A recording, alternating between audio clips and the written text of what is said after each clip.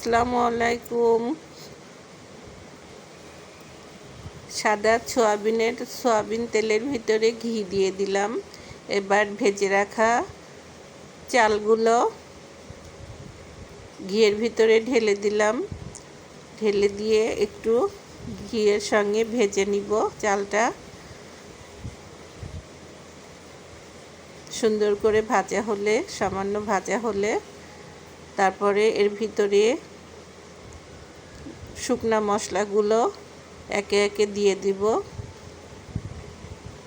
এলাচ ফলগুলো হামালদিস্তায় থেতলা করে নিয়েছিলাম, ওটা পোলার মধ্যে দিয়ে দিলাম। সামান্য কাঁচা জিরা দিয়ে দিলাম। 2টা তেজপাতা দিয়ে দিলাম। 3টা দারুচিনি দিয়ে দিলাম। সামান্য জায়ফল দিব এই জায়গা থেকে। জায়ফল এতটুকুই যথেষ্ট দিয়ে দিলাম।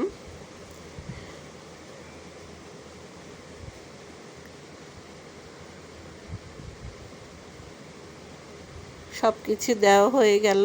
এবার আমি চালটাকে ভালো করে ভেজে নিব।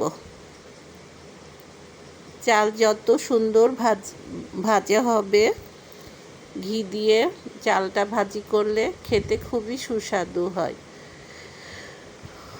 চালটা যত সুন্দর করে ভাজি করা হবে, পোলাওটা তত সুন্দর ঝরঝরা হবে। আর ঝরঝরা পোলাও খেতে আমার খুব ভালো লাগে। একটু যদি নরম হয়ে যায় তাহলে আর খেতে সেটা ভালো লাগে না।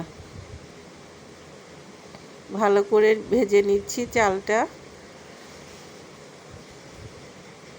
রান্না সবাই করতে পারে, তবে রান্নার ধরন এক একজনের এক এক রকম। এক একজনে এক এক রকম ভিন্ন রকমের আইটেমে রান্না করে থাকি।